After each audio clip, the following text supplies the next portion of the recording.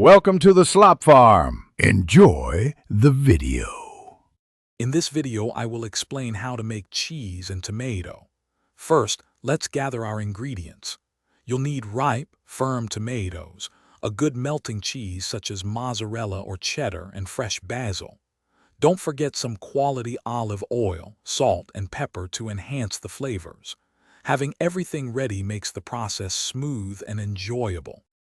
Now let's prepare our main components. Slice your tomatoes into even rounds, about 1/4 of an inch thick, for consistent cooking. Next, either grate your cheese or slice it thinly. Finely chop some fresh basil. Preheat your oven to 375 degrees Fahrenheit, getting it ready for baking. Time to assemble our delicious dish. In a baking dish, arrange your tomato slices in a single, slightly overlapping layer. Then, generously sprinkle your prepared cheese over the tomatoes.